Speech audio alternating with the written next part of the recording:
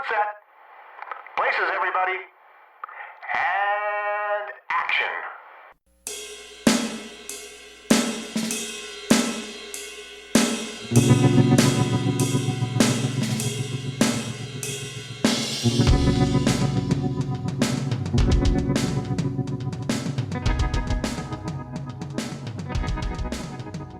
It is time once again for the Hooked on Movies podcast. Today is a exceptional day for the Hooked on Movies podcast. We are actually looking at a movie from, dare I say it, this year. It is our most recent movie on date. We are looking at Beverly Hills Cop 4, Axel F. Just came out on Netflix, a month and a half ago, I believe, July 3rd. So we are looking at Beverly Hills Cop, Axel F. With me are Ken. Did you ever read your own file, Eric and Ted? There's a lot. Disturbing the peace, various shootouts, evading the police. This is from 84, and then there's one from 87, and then 94? Not your finest moment. And Ted. You two, you're all the Lego cops. And hey everyone, I'm Eric. I've been a cop for 30 years. I've been white a whole lot longer. Trust me, I know better. Not really the line, but you get it. Well, let's check in with each other. Ken, what happened to you this week? Anything exciting? Oh, I had a one unwanted guest on Friday. Oh, wow. I hate those. Wow. I had both of you guys over Friday to watch this movie. So we're both unwanted? That's nice. We watched that movie together, watched probably a ton of wrestling buyouts. I bought the Dukes of Hazzard complete series this week. Just a good old boy. Just one of the canceled series that you will never see on regular TV ever again, or cable TV. But so that's Lighten my up, I've been on this steps kick back on beginning of July. I decided I was going to do 10,000 steps a day, and this month I decided to do 11,000 steps a day, and up to now you kick 11,000 steps a day? 11,000 steps a day. That's got to hurt your feet. You wouldn't believe how much it hurts. But I still do it because stupid me decided to post it on Facebook for everybody to see, and now I feel like I have to do it. What about you, Eric? What have you done this week? What about me? Well, I finally got through the Barry series on HBO, all 4 seasons. Pretty happy with it. Season 4 wasn't the best. 1 and 2 clearly were better.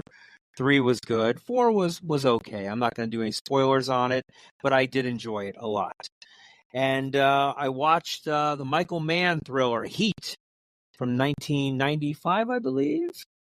Nice 4K version of that movie. Haven't seen it in many, many years and just forgot how great of a movie it was and how great of a shootout scene with the police and the thieves. Just an incredible movie. Great movie. Is the 4K restoration of that movie? Yes. Good? I guess. I don't know. It's a director's cut. I really couldn't tell the difference, but, it's still a great movie regardless. Nothing out of the ordinary on it. And then, of course, we went over to Ken's, and we were very unwanted. And we had chicken, and we watched this wonderful movie. What about you, Ted? What happened to you this week? I'm trying to remember. I know that we went over to Ken's house to watch Axel F. So I know I watched that. I did watch the new Lacey Peterson. As did I. Documentary. On my recommendation, you watched it. Yes, based off of your recommendation. Not a whole lot new in that, but it was still good. Hard Knocks. Yep, we watched the new episode of Hard Knocks. I watched the new Twisters movie. Oh, how was it? It was really good. A lot better than what I thought it was going to be, because I didn't know how they were going to do it, and I'm glad that they didn't incorporate any of the original characters back into the new movie. So, cool. And that was positive. I did buy a few movies. I bought Teen Wolf. I bought The Mission with Robert De Niro and Jeremy Irons. Are you buying these brand new? I bought them on digital on Apple. Oh, okay. And the 25th anniversary of Good Morning Vietnam. So, yeah, I bought a couple of movies and got to hang out with you guys, which is always a positive thing. Yeah. So, Well, we could all talk about the first time we saw this movie, which is pretty much together. I know Ken watched it one time before us. Yeah, I watched it the day after it was first came out. Pretty weird. I think it's the first movie that we really have all sat down and watched together at one time. Yeah, I think so. Yeah. Except for that movie, Hysterical. I don't know how much Which you we're guys never were on going that to do, movie. so we don't have to worry about it. I've tried to block that out of my memory. I'm trying to remember, have we ever all three have seen a movie in the theaters together? No. Yeah, we saw the Ghostbusters Afterlife. I've never seen Ghostbusters Afterlife in the theater. Yeah, you did. We saw it with me, and No. I know we have. No. Sorry, man. I It must know have been we- I feel someone like else. there's one movie that we did. I can't. Yeah, I know that there's a movie that we did. It Was it wasn't Star Wars, Afterlife. maybe? Sorry, it was not me. And Afterlife, I rented. That I'm for sure. I did not see that in the theater because I wouldn't have. Because there's only one Ghostbusters movie. Man, me and Eric are only seeing movies that are like 40 years old or something like that, like Something Smokey like and the that. Bandit. Yeah. Total rehash movies. We saw Top Gun. Yeah, I Maverick. saw that with you and your wife. Yeah. Well, might as well be 1980 something, right? Because it was It's basically pretty the much same the flick. same damn movie, yeah. But me and Eric went to go see Smokey and the Bandit a couple years back on its anniversary, and his mom and her friends tried to steal our seats. They were were the actually wrong- in our seats for the movie. Yeah. What are the odds of me walking into a theater and my own mother is in our seats for Smokey and the Bandit? Now, she was not there to see Smokey and the Bandit. I think it was forget what it was. Otto. I think it was Tom Hanks' Otto. No, it wasn't Otto. It was I remember what it was. It was Downtown Abbey, Downton Abbey. Sure, that sounds like, yeah. Yeah. All right, well. the sequel. She's like, why is Burt Reynolds in this? I'm like, you're in the wrong movie. You're in the wrong movie. We just Downtown happened to have Abbey's- our same seats, but Same they were exact supposed to be for a seats. different theater. Yeah, it's kind of funny. I forgot about the bootlegging Coors beer scene in Downton Abbey. So it's Oh. funny. So no, I don't think we have all seen a movie together. I feel like we did once, but I don't Yeah, remember I what know it we was. Oh, did. Maybe it's okay. That's fine. It's not important. Not important. Like you, the audience cares what we Yeah, sing like- together. Let's talk about where we can actually find us. Of course, we are on the new Twitter /X at Hooked_movies. And then we're, of course, on Facebook. And Ken, of course, does a wonderful job of putting that together with some really interesting articles and fun tidbits on Facebook. And we get a lot of participation, and we always appreciate that. Thank you very Any much. shout outs you want to do, Ken? Anyone out there? Say thank you. No, I think we're good for this month. I will All right, ask you guys wonderful. this question though. Me? I'll ask you first, and then you Okay. can ask us. Okay. What qualifies you to review this movie? I have a Netflix account. I think I'm qualified. I pay my $19.99 a month. How about you, Ted? I was forced to suffer to watch Beverly Hills Cop 3, so I had So to watch Redemption. something. Okay. Yeah, I had to watch something decent. Okay. Yeah, well, I posed to get into somebody's house to something that I was going to buy it just to look at it. Not a mansion, though, unfortunately. No. But I think that qualifies me. All right, Ted. Well, tell us about the particulars of Axel F here. Okay, so Beverly Hills Cop 4, Axel F, is directed by Mark Malloy. It was a screenplay by Will Beal, Gormican, Kevin Etten. It has a running time of 118 minutes, has a release date of July 3rd, 2024. It had a budget of $150 million. There's no box office because it was direct to Netflix. But it did break some records, I think, for Netflix as far as like Streaming. streaming records, especially for new movies. It makes sense. On Rotten Tomatoes, it has a critic score of 66%, so just shy of certified fresh. But it has an audience score of 77%. It also has an IMDb rating of 6.5.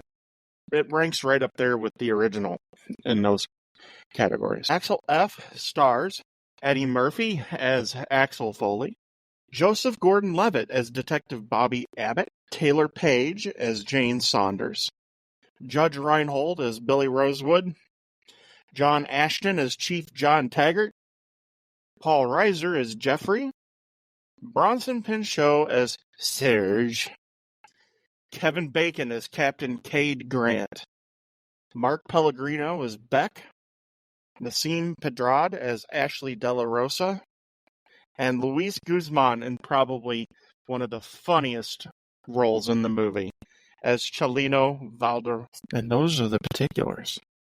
Cool. Okay. Why would you say that's the funniest role? I think he's hilarious as an actor. Okay. And I think that his role as the drug dealer cartel connection, I thought was just absolutely hilarious. So I love him in general as an actor, though. Oh yeah, I think he's great as an actor. I think he's funny. I know Nasim Pedrad from SNL. She's a former SNL alumni. I enjoyed her great part in that one, but just letting you guys know there was a cameo in here that I don't know if you guys are aware of. Shooter McGavin and a few others. Oh, technically he's not listed as Shooter McGavin, No, it's his but real I believe it's his real name. Yeah, Shooter which I'm totally drawing a blank on, but Christopher McDonald that's right. is the cameo on there. But there's another cameo that you barely will see in the film. He plays somebody that's actually in traffic. Oh. And he's actually from the original Beverly Hills Cop movie. Oh, the guy who was the owner of the gallery? So Stephen Burkoff, who played the baddie in the first film, is actually in there in traffic. And Axel, gives him a brief look. Oh, I know the scene you're talking about now. Okay. I wish they would have given us a few quick cameos for other people in the movie. I'm still trying to figure out if Jenny was such a best friend of his in the first movie. Where's she, right? Why hasn't she made an appearance in the next 3 films? And Ronnie Cox, who actually was in the first 2 films, doesn't show up in the last 2 films, even though he's still alive now. Yeah. I know he didn't want to be in the 3rd film since he said it sucked. Good taste but prevails. At least they could have mentioned him like he mattered.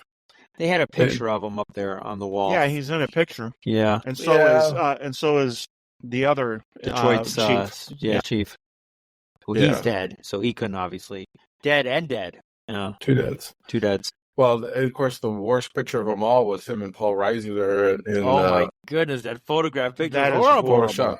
Yeah, that Photoshop. You couldn't just took a still of a movie and made it in black and white or something like that. So bad.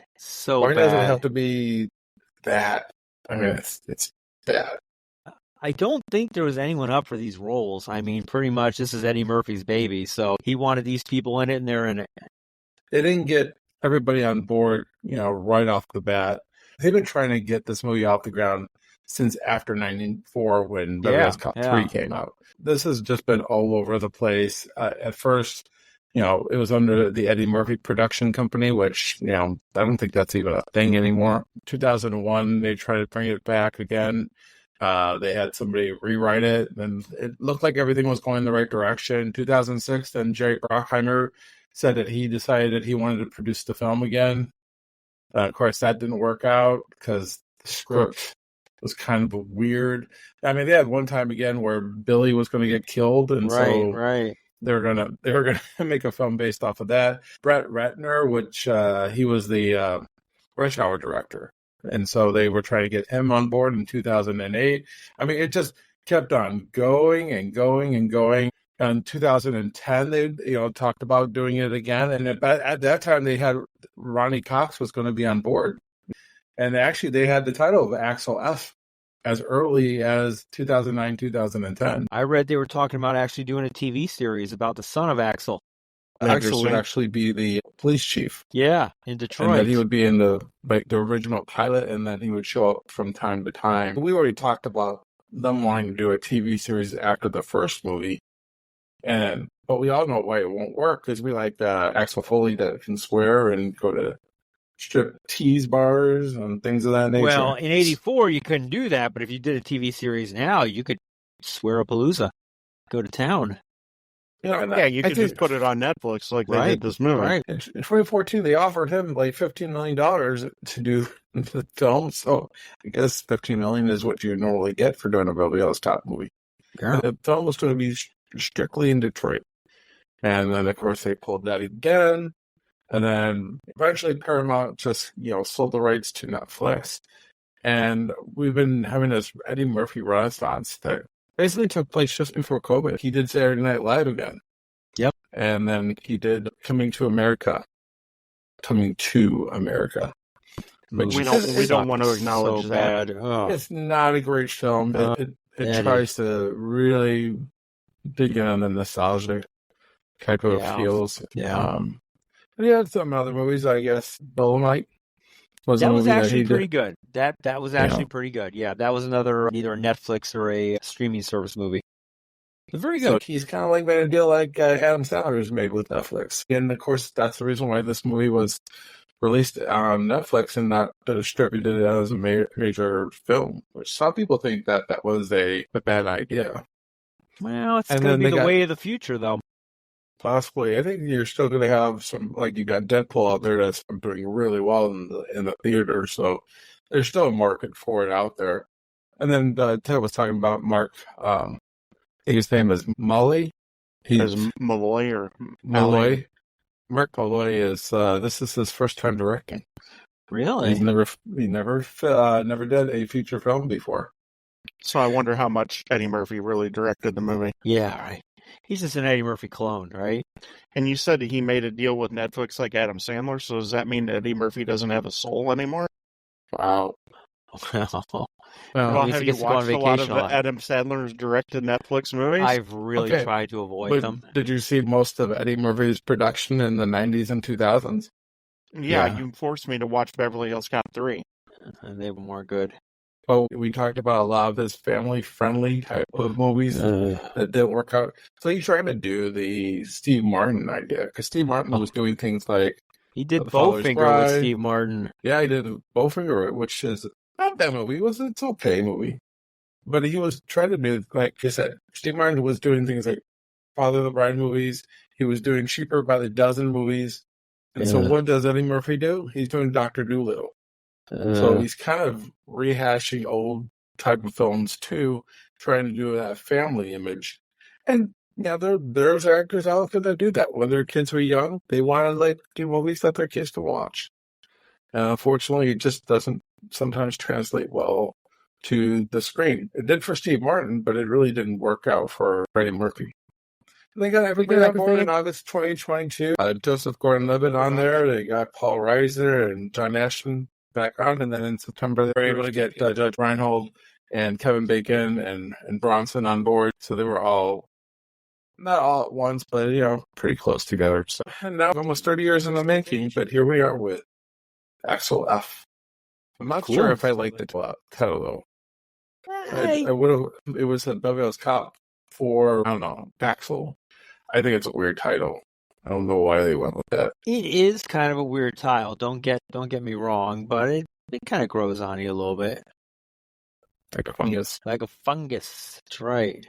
It's still better than Beverly Hills Cop 3. We all The know best thing about Beverly Hills Cop 3 was its title. Beverly Hills Cop 3.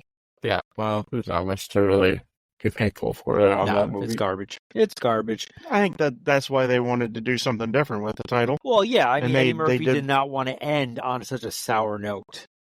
Right. And I've heard rumors of a Beverly Hills 5 is in the early stages. On June 21st of 2024, Yeah, a couple months ago, right. Eddie Murphy and Jerry Bruckheimer revealed that the fifth Beverly Hills Cop film is already in development. How much you want to So- bet Taggart's dead just from old age? He You think look- they're gonna bring the whole cast He's back gotta again? be. Well, we were joking around outside because he was in his mid-30s. Which And you we guys found are is like insane. shocked. That's a hard 30s. Yeah. That's a very hard 30. Yeah. It was mid-30s. It was like 35. 'Cause Doesn't now I think he's matter. like- I thought it was his 50s. Well, I'll talk about his performance here shortly. So, Okay, well, why don't we get into the setup of this one? So, Axel Foley remains a Detroit police detective under the supervision of his friend, Deputy Chief Jeffrey Friedman. In pursuit of a group of thieves looting the Detroit Red Wings locker room during a game, Axel's ensuing chase causes, once again, costly damage to the city.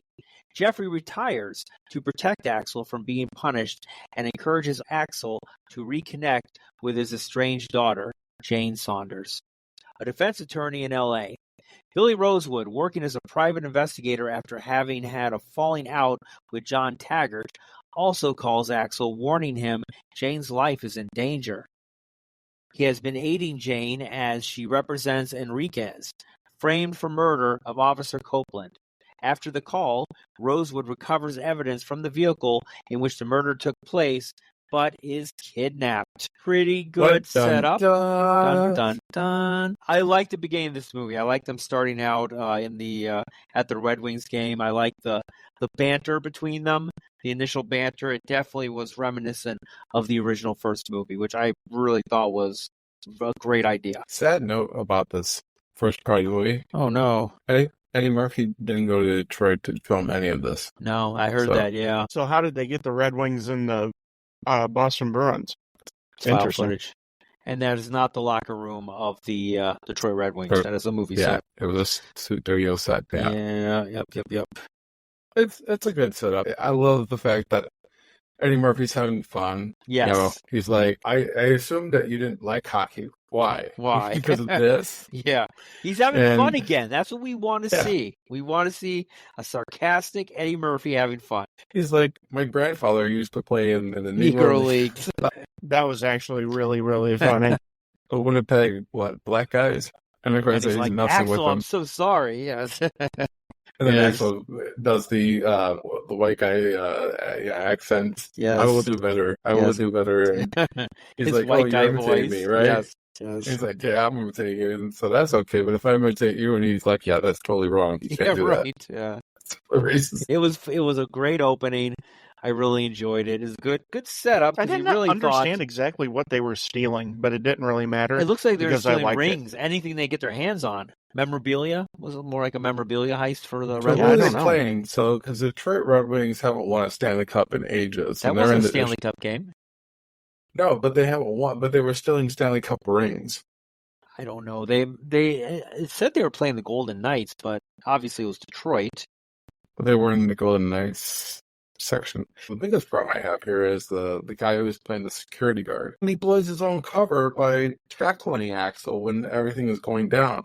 He didn't have to do that. The best thing is for you to shut up and stay still. He just basically made himself know that he was part of the bad guys. That part didn't make any sense to me. We give films flack for being what's the word that we've been using a lot? Sucks. Like, Cliche. This movie is extremely cliche. It's Yeah. up there in the most cliche movies of all time because it's all based on nostalgia, right? Of course, they have to get into a snowplow. And of course, he has to wreck all these cars, especially cop cars. He has caused all this damage like he did in the first couple of movies. It's fun, Right though. up to the kidnapping of the girl. Always have to have a kidnapping. And we'll talk about more cliches as we go along. I do like how he gets the vehicle, though. Axel's like, I'm a cop, I'm commandeering this vehicle. And he's like, that's not a thing. And then he shows the gun. And he goes, oh, yeah, that's definitely a thing. Yeah. But the way they're doing it in this movie compared to the last two movies is just better because of the fact that, like you said, it seems like Eddie Murphy's invested in the character again. He's having fun. Yes. You know, he comes into the locker room and describes himself as the black goalie Black goalie, yeah. that they traded for, and that Here's he's the- won 5 Stanley Cup champions. yeah. And here's the thing. You can be cliche, but it's how you do it. And this movie does it right. The previous two movies, they were zombie walking through and just collecting a paycheck. And here, Axel is actually funny. Actually, probably almost funnier than the original, because it is more of like what Eddie Murphy did with his stand-up. This is actually funny. There are moments that are very funny. And that's why you can forgive the fact that we don't really know what they're stealing, because it doesn't matter, because we're already having fun. Well, we know they're stealing jewelry because that's what he's been investigating is thieves who have killed during jewelry heist. So that's what I think this, and they show the ring, so I'm assuming that they're just trying to steal more jewelry. But it just seems very odd that it's at a hockey game out of all places. And they also, at the beginning of the movie, talk about nostalgia. They're playing The Heat Is On, Yeah. Neutron Dance, Shakedown, all these retro songs are being thrown at us. That is good. I mean, we like it. We're going back to the well, but we kind of like the well. I want to go It's- back to the well. Absolutely. I don't want more Yeah, music. It's pretty good. I mean, the first scenes, of course, they're showing what Detroit looks like now. That's what pushed Jeffrey back in It does 1984. not. Well, no. Here's the thing, too. You talked about cliche, but you also mentioned something about nostalgia. The only thing that really smacks you across the face as far as nostalgia is the soundtrack. Otherwise, you know that they're doing that. It is kind of a throwback, nostalgic-esque type of a theme to it, but it doesn't slap you across the face with it. And that's kind of what a lot of people had a problem with the Star Wars sequel trilogy, is they kept slapping you across the face with nostalgia. I don't know, the guy that he's with in the beginning of the film at the hockey game, I feel like this is Paul Reiser's character all over again. It's definitely, yeah. Yeah. So not as good. Not as good. But basically some of the lines that he's giving out are some things that I would hear out of Jeffrey's character. Because Jeffrey was a very nervous type of guy in the first two Beverly Hills Cop films. And he wrecked this the guy, Ferrari. Yeah. well, yeah, but again, he's police chief. Like I said in a couple episodes ago, he should have been the guy who solved that crime in Detroit in the second movie, so we make it believable that he is the police chief. Let's be honest with you, Jeffrey wasn't a very smart individual in the first two movies of this film series. I buy him as a police chief just based on his performance, but I don't buy him as a police chief based on what I knew of him from 84 and 87. He was kind of an ass kisser in the first movie. Yeah. So it does kind of make sense. The cool thing about the second film was the accent, like he's pretending to be Inspector Todd. Yes. That's kind of funny, But in general, he's the guy who's never solved a crime. He's never done anything to promote himself to a high level. And now he is, chief. Now Axel has this other guy who's basically the same guy. Kisses his butt at the beginning about how he's like going to police work because of Axel Foley. But Jeffrey then tells him, he hasn't solved a crime in 5 years. Right. The fun part is Axel is throwing all the blame on him. He's like, this is his idea, this is his cherry, you're going to break the cherry, and that's fun. When he's like, we're getting you that promotion, well, because he shouldn't be on this case at all. He's been taken off the case, so he's trying to get somebody else to take credit for it. Because Axel doesn't care about getting credit for stuff. He just likes to be involved in stuff. And at 63 years old, I don't know how much longer he should be in it, but I like when they get to Beverly Hills, too. I like the fact that Billy's been kidnapped. There's a reason for him to go out, and his daughter's in danger. We find out that he had a daughter, and they're estranged. And I like how that sets everything up. I don't know if I like the fact that Jeffrey has to fall on the sword and retire because of Axel. It makes sense. It makes sense if you're going to continue the movie in Detroit. It doesn't do anything for the rest of the film. Jeffrey's there to help him at the end of the film because he's still a police chief. So I don't know. I mean, it would have been better if they would have actually taken away his shield and that he got suspended from working in Detroit. And then he just went to Beverly Hills because he had to help his daughter. I don't understand why Jeffrey has to be fired. Because he does his best work when he's suspended. I don't know either. It was odd that he was willing to fall on the sword. I mean, usually if you got a fall guy who's willing to take the fall, it's usually other people that go down with you too.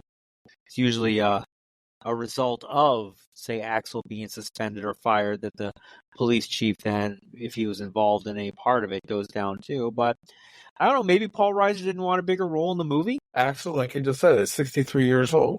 He needs to give up. And give up. If they were in their 40s, that might be one thing. Yeah. And Jeffrey can get another job, whatever. Fall on the sword for your friend. But I think he was retiring at that age. I think he was like, you know what, I'm done anyway. So I don't think you want to. And it's weird to tell the guy, I did it because of you. You're the reason why I'm losing my job.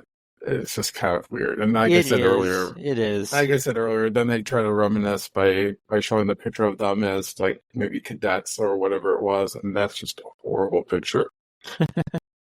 But like I said, I think overall the first section of this movie is pretty fun. Yeah. I mean, he's not suspended at this particular time. What is he on vacation? He's on vacation again. Yeah, he took a leave of absence to go find his daughter. Again. I know. He I could have know. been suspended. He could have been fired. I wouldn't doubt it. If Beverly Hills Cop 5 is him just permanently in Beverly Hills.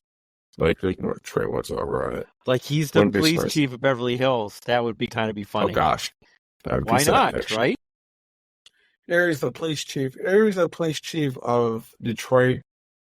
Which I could see that happening. Well, I don't know if you could see that happening either. I mean, he's been suspended so many times. I don't think that would make some.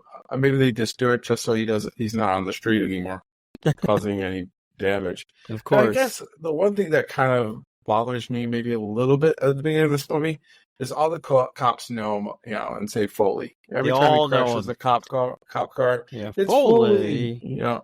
Yeah, how good of a look did you get in the guy in the snowplow?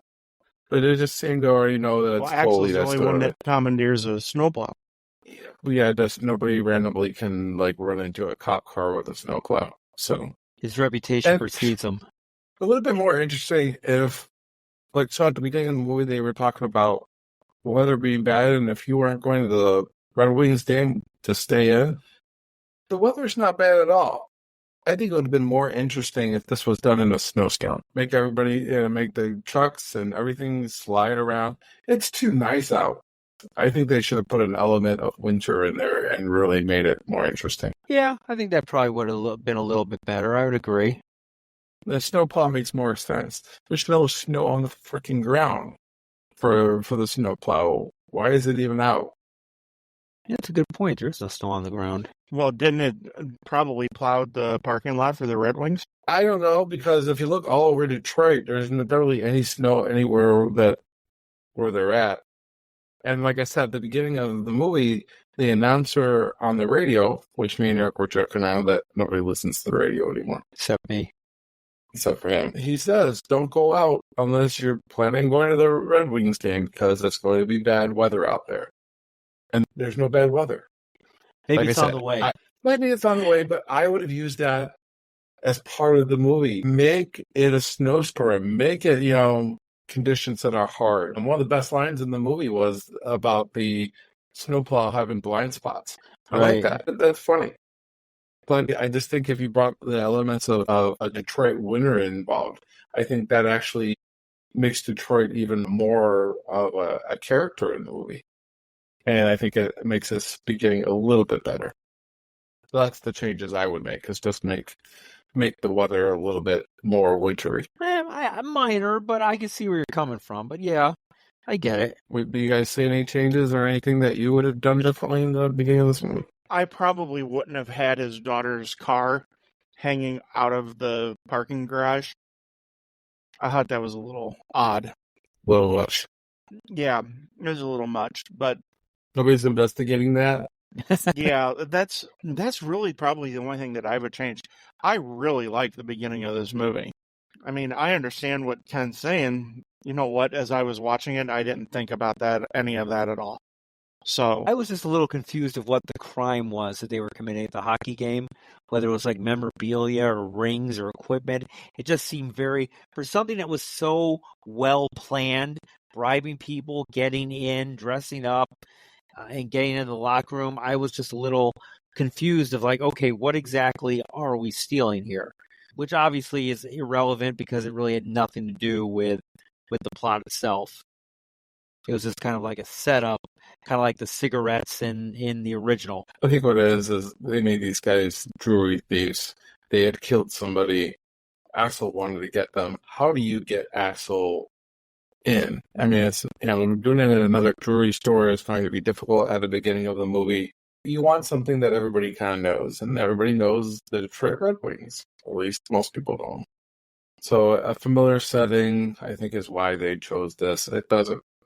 It really doesn't make any sense again. But then again, does a truckload of cigarettes or 500 black American Express cards or whatever, does any of those make sense either? Maybe not. I don't know. Oh, or stealing U.S. government boxes? Paper. Yeah. U.S. government paper. Yeah, blank paper, right? Back to drugs again. So from the first yeah, movie. good old American drugs. That's what we want, Good old right? America cocaine. That's right. Let's do it. That would be pure Columbia cocaine. Yeah, but America's made it great. So should we go into the bill, gentlemen? Sure. All right. Axel returns to Beverly Hills, concerned when Rosewood does not respond. In Rosewood's office, Axel finds a suspicious team searching for something.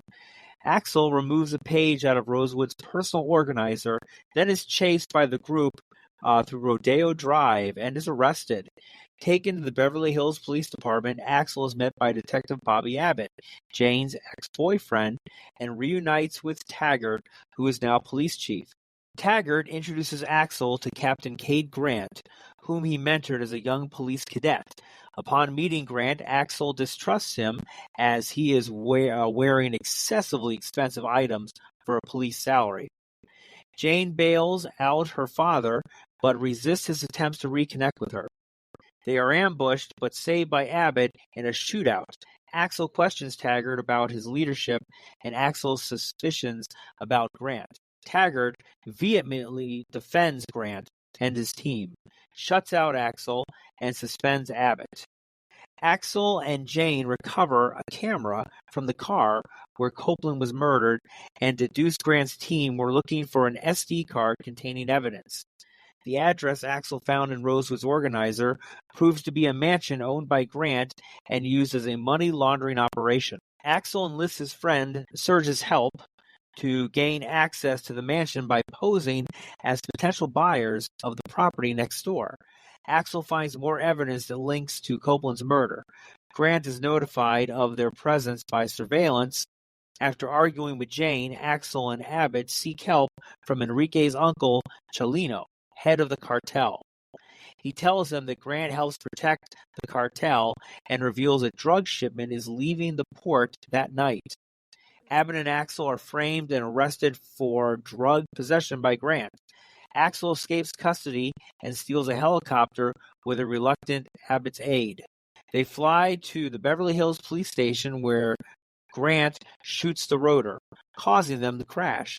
Taggart witnesses the incident and is convinced of the corruption within his own team. Dun, dun, dun. That was very, very poorly worded, but okay. Yeah. A lot Thank you, there. Wikipedia. A lot there to analyze. Wikipedia blows. Yeah. And serves its purpose from time to time. Well, here's the thing. There's a lot to chew on here. Oh, yeah. I like his interactions with his daughter. I think they're pretty funny. I love the addition of Joseph Gordon-Levitt. Yeah, I think he is a great addition. Yes, he's a really awesome addition here.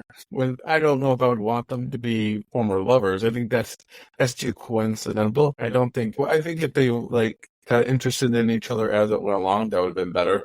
Not but buying for it. them to, I'm just not buying that they were in a relationship beforehand. I understand what you're saying, but it also allows for a lot of funny one-liners from Eddie Murphy. Yes, about his daughter and her lover. Terrible sexual intercourse. Yes, yes. Sinful sexual intercourse. Yes, it's well done. It's well done indeed. He turns into the awkward dad Yes, exactly. really quickly, and it's pretty funny. Well, I mean, I didn't think a lot of sexual tension with two people who were attracted to each other when they first met. It's just a coincidence that, first of all, she's been dating this guy, and who knows how long they dated for when they're broken up now. But everybody doesn't seem to know each other. It's just weird how it's all kind of matching together a little bit. So that's why I said I don't think they should have known each other, because I would imagine that Taggart or Rosewood would have told Axel who she was dating. It just seems kind of weird. So I just don't think it fits. But I think it's awkward at the beginning, them passing it as them being in the relationship early. I think as it moves on, it works very well. But I think at the beginning, it comes off as being a little heavy-handed. But then you wouldn't be able to set up all the jokes between her and the father.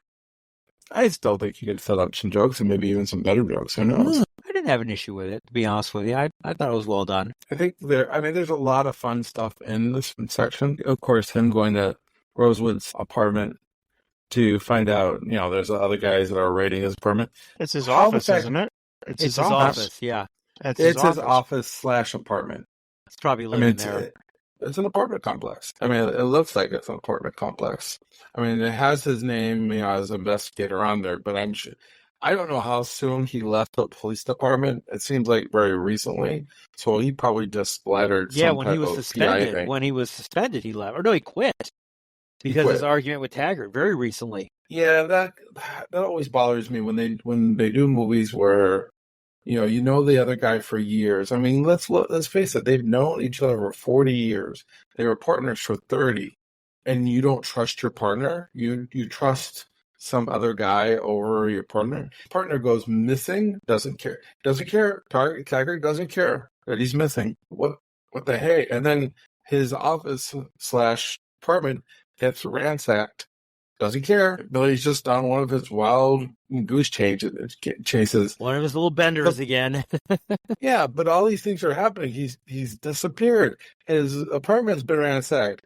Taggart doesn't care. And I think if you would have worked out on a little better angle with Taggart, you're not being sure if Taggart's on the take or not, would have been better. Because even Axel questions him about it. Yeah. Oh, yeah. He scolds him about it. I would have liked to see a little bit more uncertainty there. Yeah. I think it'll give it a little bit more of an edge. I mean, at the end of the day, you still want Taggart to be the good guy, so you're not going to make him the bad guy. Give us a little doubt. True. Yeah. True. But then you got the chase all over Beverly Hills. That's kind of funny. I like the pepper spray with the meter maid. I don't know if that's the right thing to call it. That was pretty funny. I like that. Honestly, though, pepper spray in the eyes would have hurt. Hell, he would not be opening his eyes. But still, No, it was funny though. What are you doing? What are you doing? Right. So- I wanted him to look at her and go, "Just let go." Yeah. Just let go. The only thing I didn't care for was that thing going down the stairs. Those tackle stunts just bother me because they're just over the top and unrealistic. Everything else you're doing in this chase scene makes sense Yeah. to a certain extent. I mean, but I hate it when you go way out there. And I thought going down those staircases was way out there. Considering there was no suspension on those things at all. God, you'd fracture your back going down that thing. And that thing should have flipped over at least a couple times. Yeah, that's true. It should have. It's still fun though. It is. It is fun. And your typical 80s, 90s henchmen are chasing you down. I mean, these guys look like they're right out of Beverly Hills Cop 1 and 2. Yeah, Exactly. It is so 1980s. I mean, that's what this movie's trying to do to a certain extent. I love the fact that Billy's apartment / office or whatever this thing is, he's still got the Rambo poster. He's got the Rambo knife. Mm-hmm. He's got the plants, but he's got the weapons as well. And then, of course, it's awesome.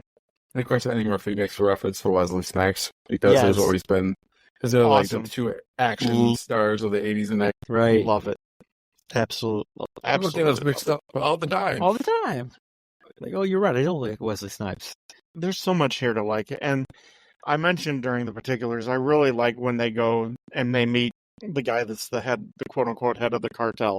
Very weird scene. I mean, for a cartel, he's like in a bar like that. You think you'd have a little bit better security getting close to him, Well, but he's a karaoke singing, singing Hall & Oates. gay Hispanic guy. Yeah, It's hilarious. Glitter Glitter all everything, over his face. Mm-hmm. It's just funny. But he's a bad guy. I mean, as soon as Oh, yeah. Axel comes up to him and tries to give him a compliment about his singing career and stuff like that, because Axel doesn't really know who he's dealing with, Mm-hmm. and he's got that gun right, cocked ready to shoot him at any time. It's a good scene. It's fun. I enjoy it. I would say before this scene, when Axel was being questioned, they pulled his file. Yes, it's like 2 It's inches like- thick. Have you ever seen your file? 84, all this stuff happened, and 87 again, and then 94. Not your best year. Great one. Yeah.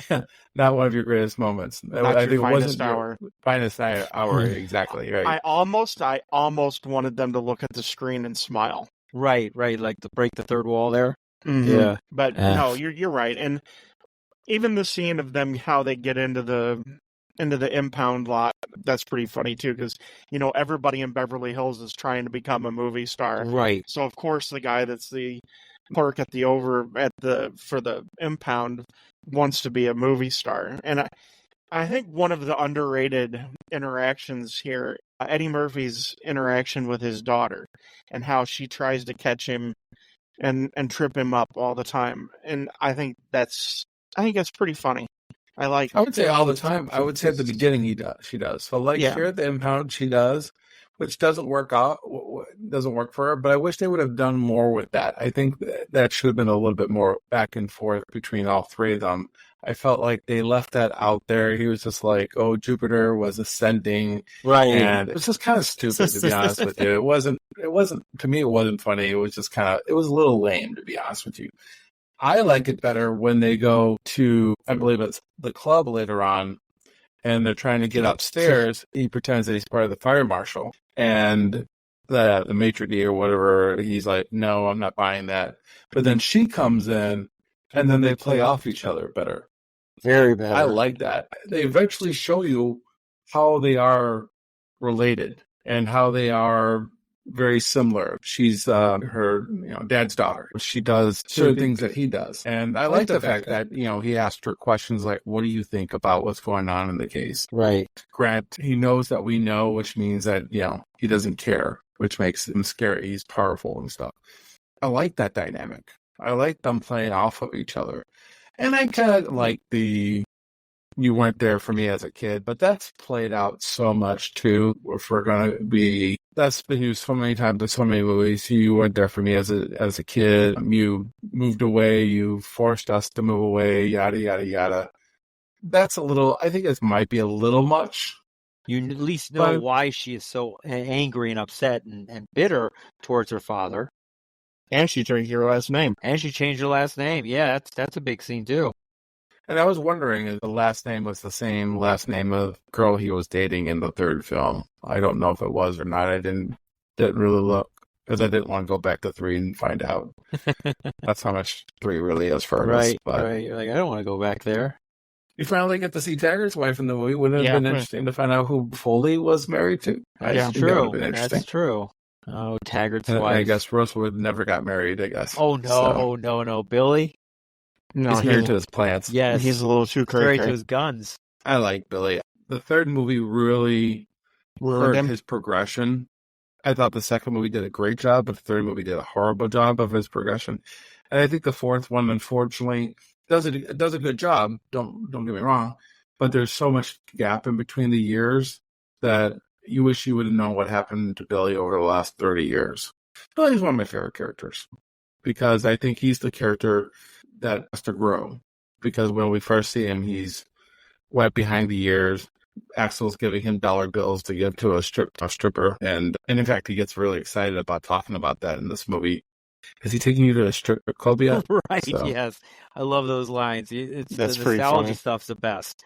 It's just really I think it comes out weird. the best when Billy's around, though. When Billy's around, the nostalgia thing is the best. I think they hold him out just long enough in the movie that when he does come back, it all starts to really click together.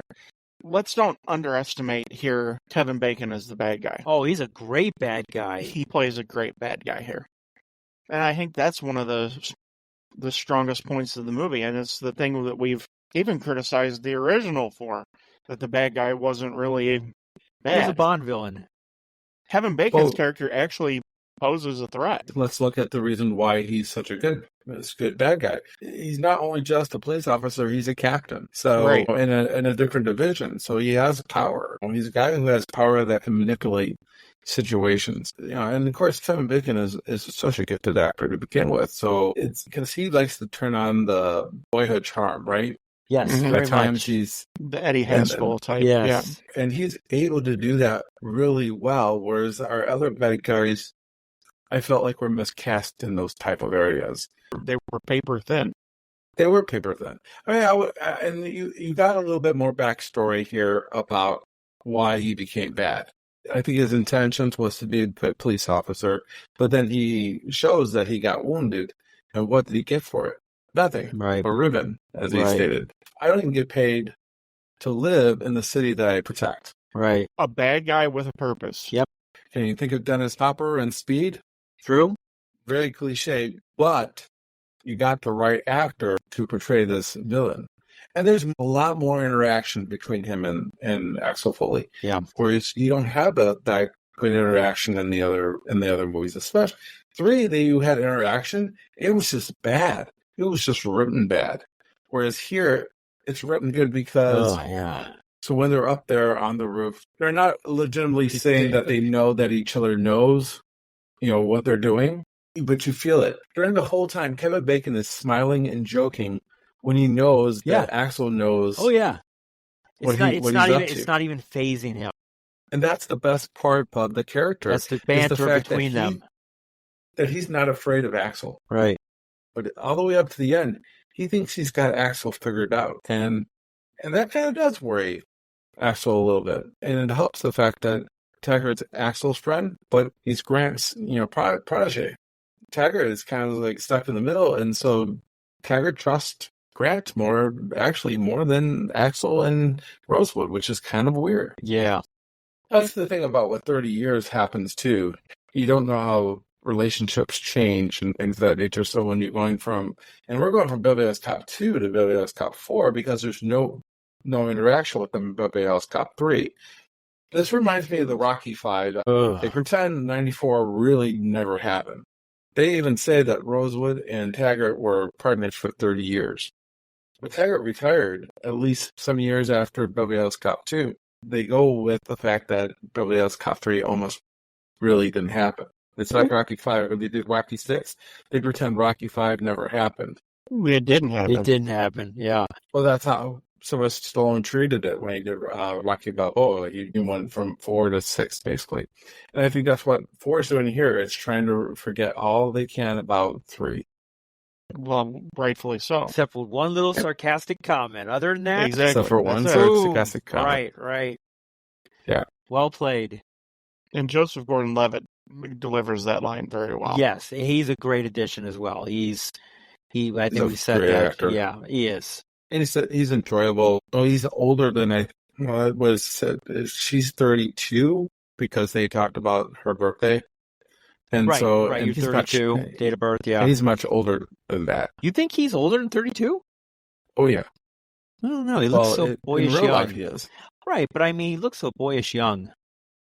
He does have that boyish look. And Yeah. I guess he can pass for a somebody in their early to mid 30s. Clearly. Actually, he almost passes for somebody younger, almost to a certain extent. He kind of like has a Paul Rudd type of look to him, where he doesn't really age much. Yeah. Yeah, because you'd never guess that Paul Rudd's in his 50s. So very similar to that. I mean, if you ever want to hand off a series, these two wouldn't be the worst case to do it. They worked really well. Like I said, as their relationship went on through the movie, I liked it more and more. I liked when they went to the house and they were talking like a couple. Yeah. They were Very young married couple, yeah. Mm-hmm. Yeah. And she was pregnant.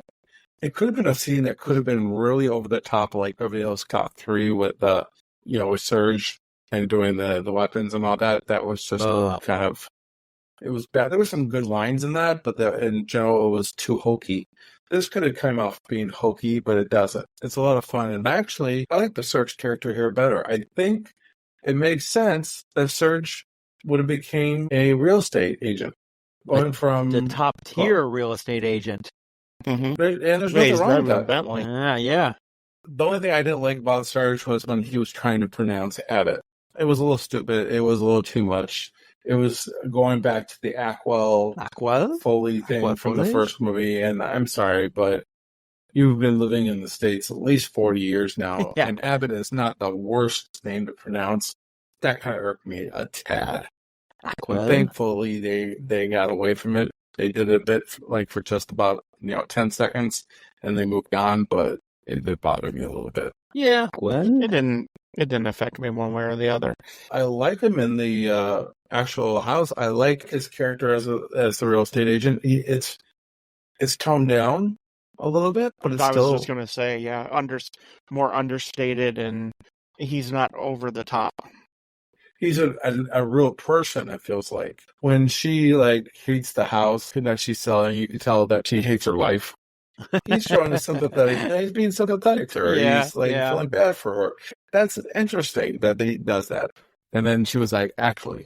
Yes, actually. So their name would be Actually. And I kind of like her character, even though it's so over the top. It's still fun. It might not be over the top for the LA real estate market, to be honest with you. It might be Maybe pretty not. on par. They're a little. Yeah, those houses are just amazing, by the way. It's Yeah. like, oh gosh. One of the houses that they used, they said it was set up very similar to the movie Over the Top with Sylvester Stallone, which I think is funny that you have like nods to Sylvester Stallone films in this movie series. That's It's my brother's favorite movie of all time. Over the Top is way over the top. It's bad. Yeah, It's he not knows even- it's bad, but it's his favorite guilty. His email address has that guy's name in it. You know it's serious when he turns his hat backwards. Of course. But I disagree a little bit with Ted on this one. I really would love to see a little bit more Billy. Taggart is actually perfect. Literally dying in police front chief? of us with all the medications he's on. No, right? One of my favorite parts of the movie, though, is when he finds out about Axel and the drug bust, and, being arrested for drugs and stuff. He's on the treadmill, but next to him is like cigarettes and a half-eaten sandwich. Yeah.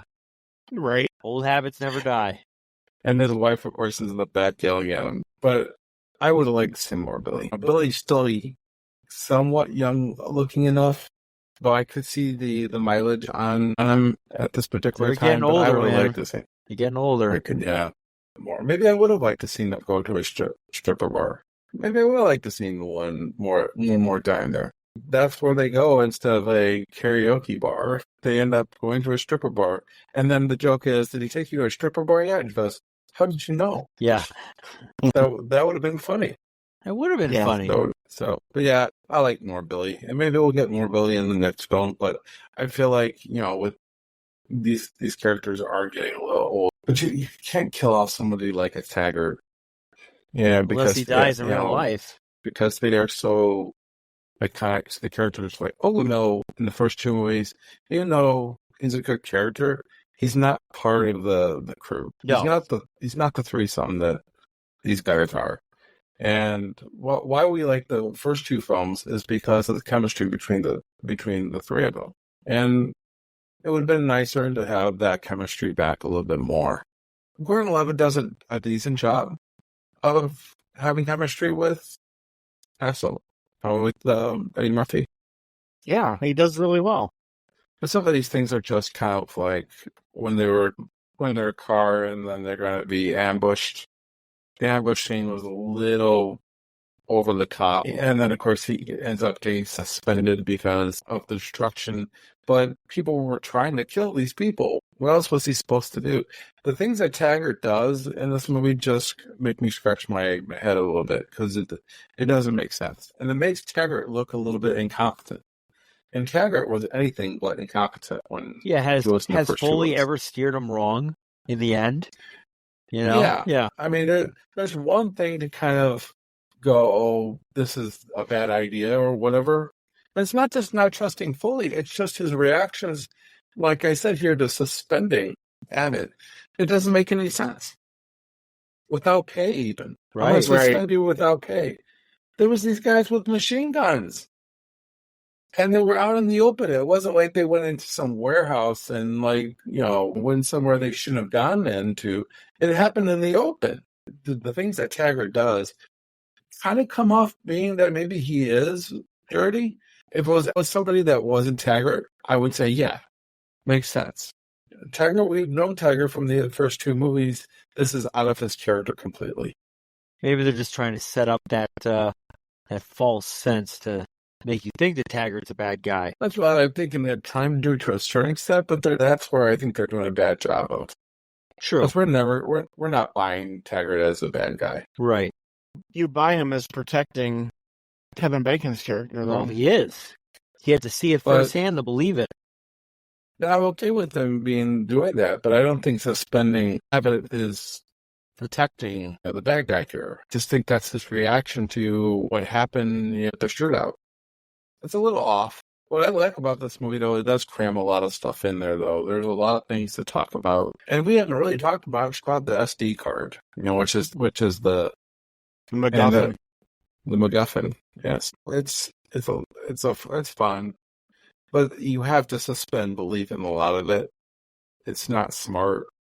Whereas the first movie is very smart and it moves very quickly. I'm surprised how well this movie actually moves, how nice it moves considering it's the longest out of all the movies. as far as time-wise Is it goes. really? Not by what, a couple Yeah. minutes? Well, no, it's not. I It's think like almost considerably. 20. Wow. Okay. Yeah, because they try to feed a lot in there. I mean, going back and forth between all these things that are happening and then the relationship between Axel and Jane, Yeah. and working through that, which most of it I like. Most of it I like how they work through the relationship. I do think it's unfair that it takes a kidnapping to kind of finally resolve all that issues. One of the best lines I think is, "I've been a dad as long as you've been a daughter." It's like, So oh, so sweet. I like the line because it's not like when you have a single child, it's not like you have prior experience, True. right? It's on-go training.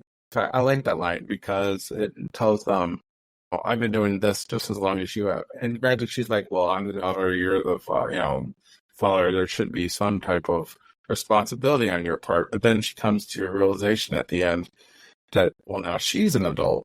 She should also have that same expectation now. Right. And I kind of like that. It's different from other movies, father and son, or father and daughter, or mother and daughter, or whatever relationship is strained, and then they get to work at the end. I think this does a good job of building trust and bringing them back together. And I think the lines that they use in this movie are actually original, but feel like we've known this all our lives. Definitely, I couldn't agree more. Yeah, I like the kind of the moral aspect of growing up. You know, she's a daughter. She feels neglected and cheated on her life with her father. But at the end, she realizes, you know what, it's a two-way street. And maybe you didn't know all the facts at the time and you didn't make the effort to ask your father about the situation. Probably could have had a better relationship early on if you did, but it all comes full circle, which is nice. The relationship between Axel and his daughter, Jane, it's great. I don't think it hits any false notes. I like the fact when Axel gets arrested and he's trying to call her and she keeps hanging up on him. Yeah. I Listen very carefully. Right, Click, that was funny. And I like the fact that she's one of the only people throughout the entire series of movies that has his number, and that he's not smarter than, and he can't pull the wool over their eyes. Right. I think that's really good.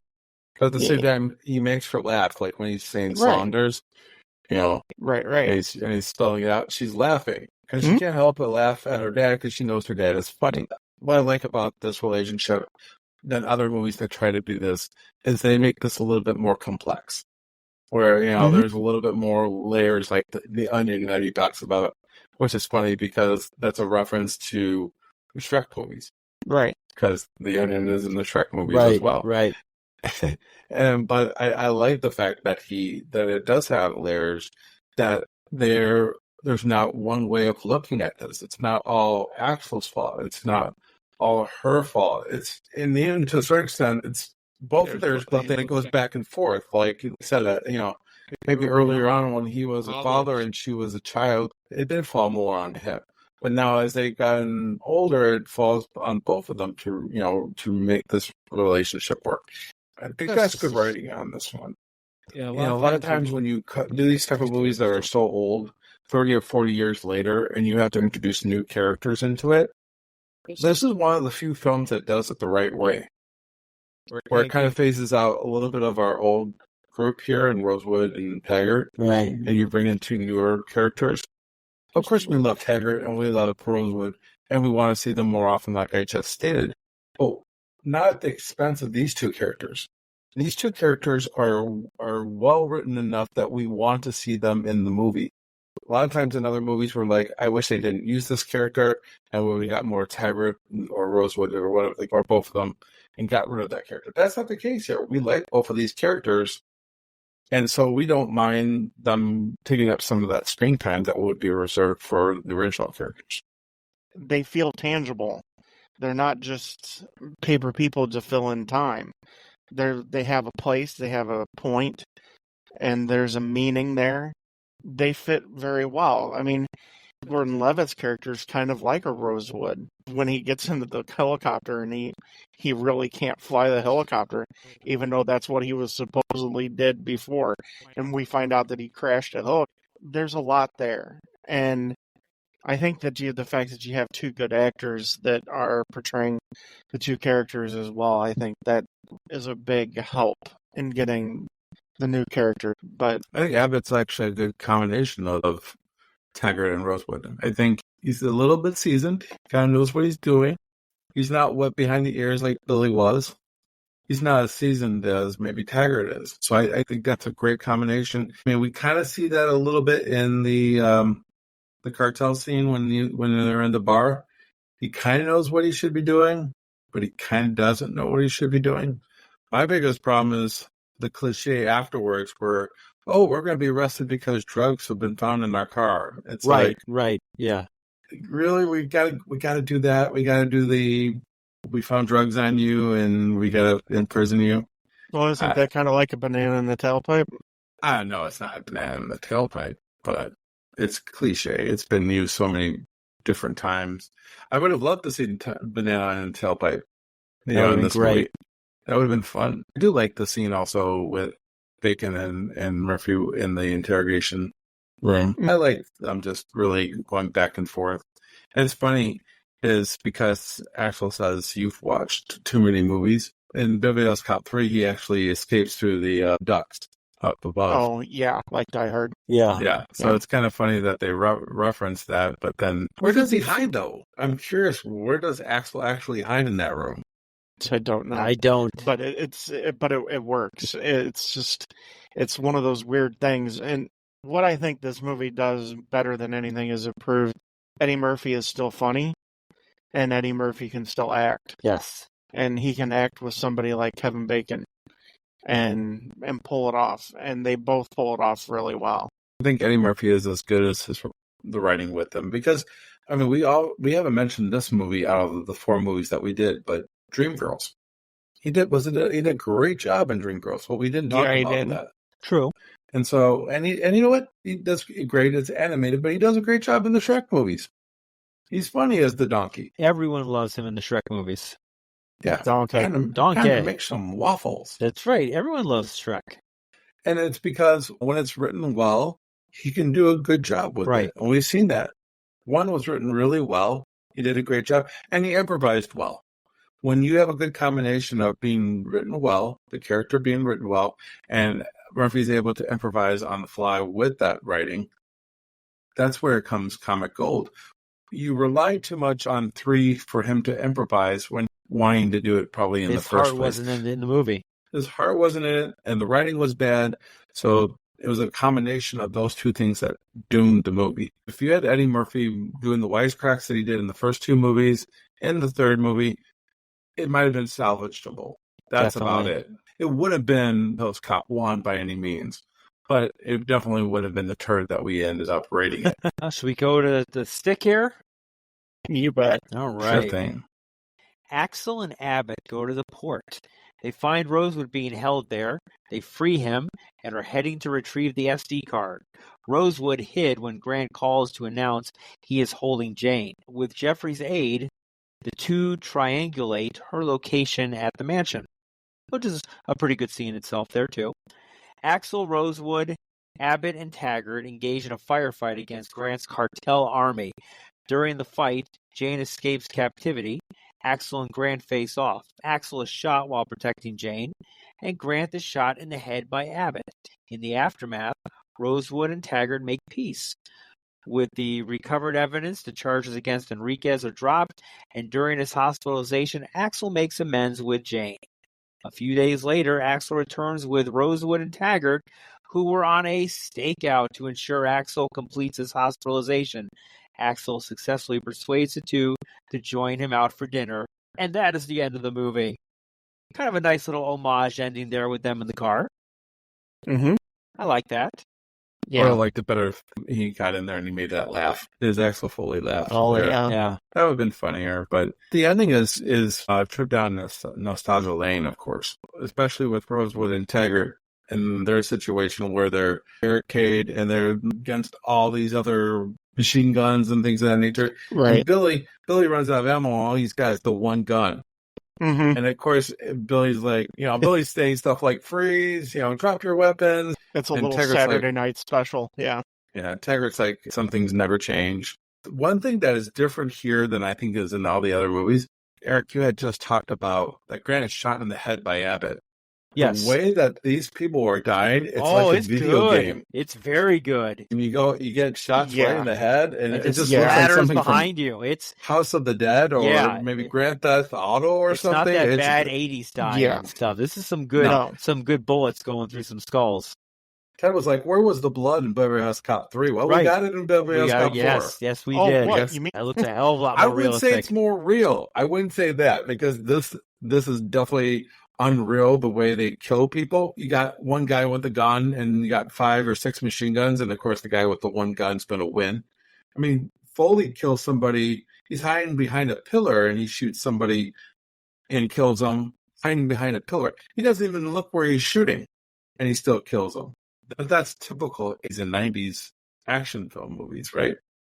There's blood. Not tons of blood, but there's blood Enough. flying. Right. Yeah. But like I said, it comes off like a video game. The blood even is video game-ish. A little bit. It serves its purpose. One of your positives is part of your critique is that we end up getting Taggart and Rosewood back in the same situation we first found them in at the end of the first movie. All they end up having is their service weapons, which are revolvers. But Taggart's got a shotgun at least. Taggart always had a shotgun. I like the fact that that's how they end up, that they end up back in that situation. And nostalgia can be good if everybody's in on the bit. And that's a case where I think more than anything else, your 3 main characters and even Paul Reiser's character, all of them are in, and they're all in on the fact that, okay, we're doing, and we're going to find ourselves back there again. Because like even Paul Reiser's character, he's still there to help Axel do the triangulate Jane's location. It all works out. Yeah, some of the violence is a little bit overdone, but it's not as cartoonish as it is in the other movies. This is more real. It's more in your face. I wouldn't say it's more real than, let's say, the first one. I think it's a little bit below par of the first one, but it's definitely better than, let's say, the third one, where you have Axel Foley with that big gun that can do all these different things, and you got the two guys that don't want to shoot him because every time he presents the gun, they hesitate, and then he kills one, and then the other guy waits 30 seconds to get a little closer, and then he gets The last movie was so abysmal. No matter what they did, it had to be better than what they did in 3. I do definitely like it, don't get me wrong. But again, it's we have 50 to 60 guys, and you have 4 guys, and we're going to not lose one of your guys. Right. It's just typical 80s, 90s type of how they used to do it. I like the end in the sense that I love Grant is telling Jane about his evil plan and how he's going to succeed because his father is going to be killed off by the cartel and she's going to die in some kind of car accident. It's this evil plan because he's so smart.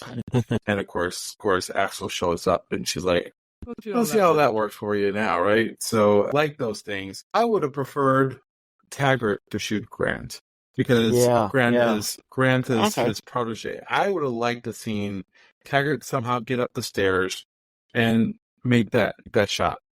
I don't disagree with you there. I think that's a good that's idea. Abbott doing it, but for me, it's got to be either his daughter or Taggart that does it. Because his daughter was the one that got kidnapped. And almost killed. Yeah.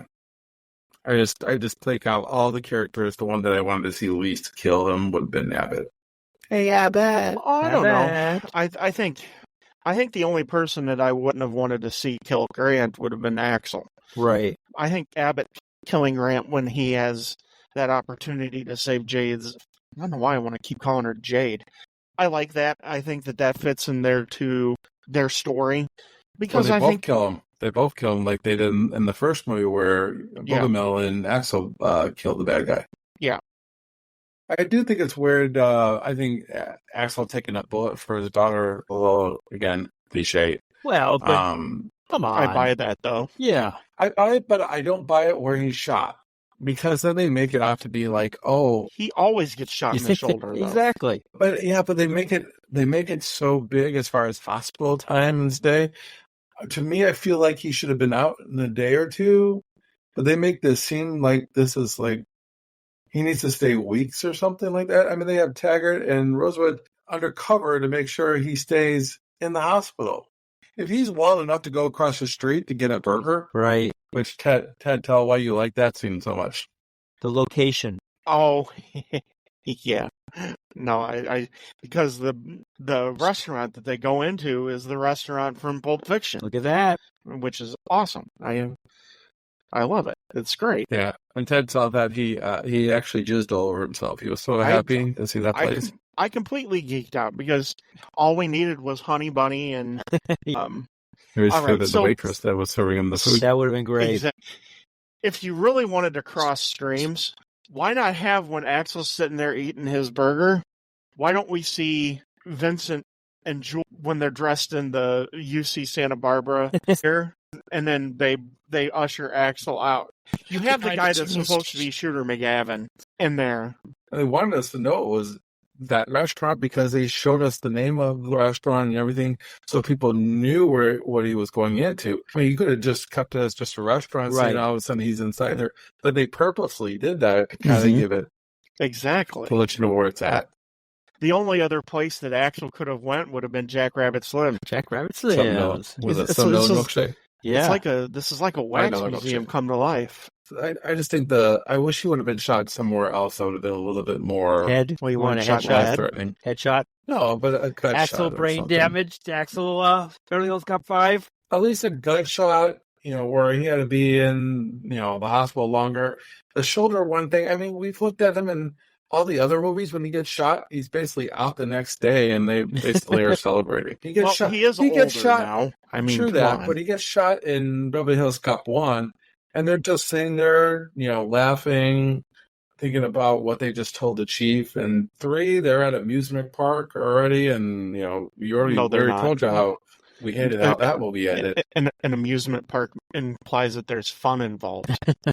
And I don't know, Ted, you really wanted when we watched this movie for him to take him to a strip bar at the end of the movie. Yeah. But they go That off would have the been sides. perfect. It makes sense.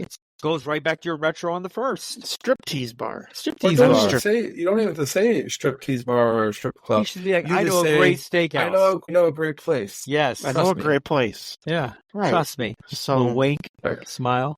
it still works. Let's be Yeah. honest. Oh, yeah. That still works. It's the nostalgia is done where everybody's in on the joke, and it's not thrown in your face and smacked you across the head with it.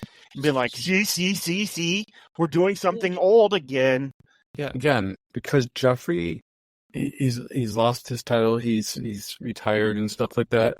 Maybe if he calls him at home or something, because he doesn't have access, that he has to sneak back into the police station to get him the information that he needs. I think that would have been a little bit more fun. I mean, Just because there's no payoff for him being suspended or for him to retire. There's no payoff. That's what I'm saying at the beginning of the movie. Give me a nice payoff to the beginning, and we don't really have that. That was probably the only thing I would probably change outside of, like I said, Taggart maybe killing Grant. But a great headshot on Grant. Oh, though, yeah. and Mhm. how he It's great. dies It was is awesome. That's how That's a your cool-looking evil way to person die. is supposed to die, right? I think we can all agree that this one did stick the landing. Yes. Yeah. Awesome. Okay. was a better flight for sure. Yes. So, what are your thoughts on it, Ted? Let's start off with you. Overall, what did you think of the movie? I love the movie. I actually almost like it better than the original. Interesting. Okay. I mean, there's a lot here that you couldn't do without the original, but everything, where we say there's nostalgia, it doesn't feel like nostalgia. It feels like that they're doing it again for the first time. That's one of the biggest redeeming qualities of this movie. Okay. It doesn't insult you in any way, like some nostalgia reruns try to do. It treats you like you've been here with these characters before.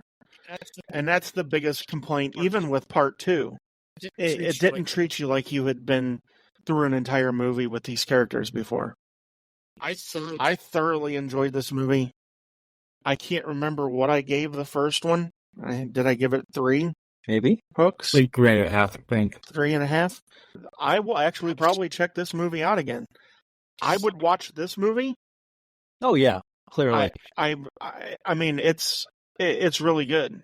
I thoroughly enjoyed my time with it. It made me laugh, which part 2, and I don't even want to acknowledge the fact that part 3, it was so horrific. I'm going to go with 3.5. And if they stick with this For 5. they can pull off the next one. Yeah. But you have to get the actors that played Jane and Abbott back. If they're not, don't even bother making the 5th one. The only other thing is I would say that Billy and Axel need to be partners. And because Jeffrey's gone from Detroit, there's really nothing left for Detroit for Axel.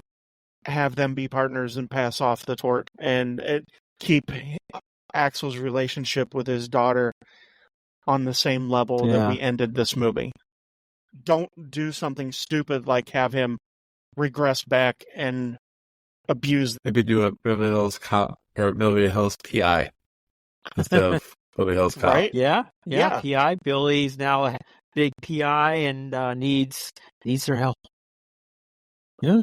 And actually, you could actually have all 3 of them, Axel, Billy, and Abbott, all 3 of them be together in that, because Abbott might be, you know what, I tried to be a good cop and look what it got me, and so I'd rather be a PI.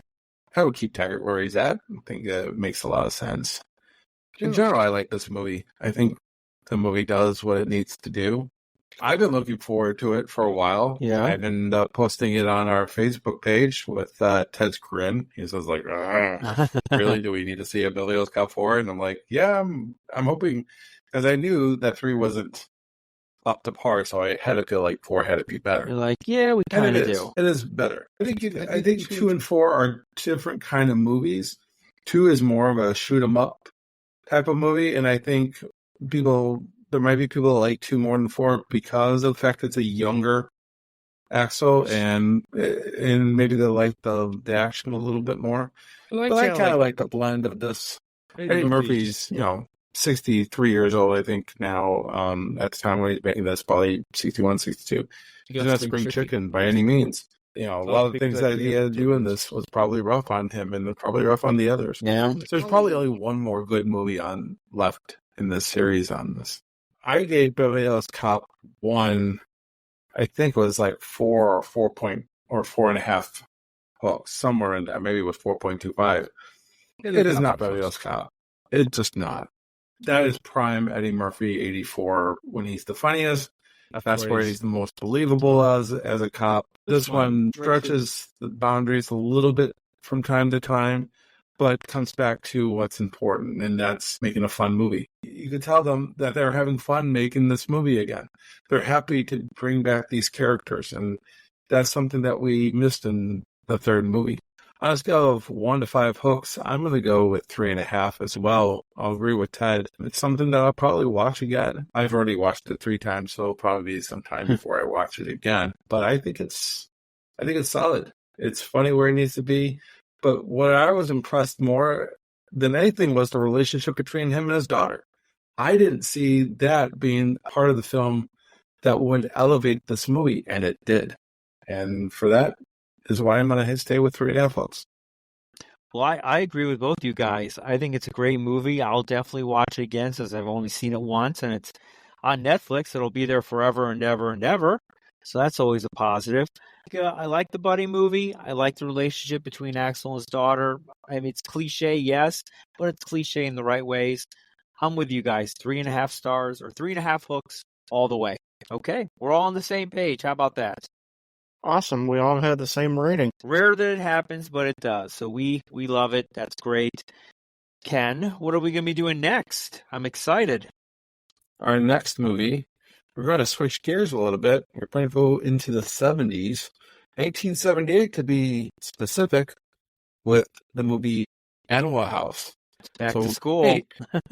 Hey, it's back to school, but you know what? John Landis, who did Beverly Hills Cop 3. We're going to give him a shot at redemption here with Animal House. That we are. Was it over when the Germans bombed Pearl Harbor? That's right. Shirtless. No.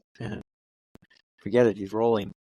That's right, folks. You can probably tell our reaction to that movie, but we are excited to review it and discuss it with you, the listener. So we appreciate you listening to this one here, Beverly Hills Cop, Axel F, or Beverly Hills Cop 4, whatever you want to call it. And as always, for lack of a better word, greed is good.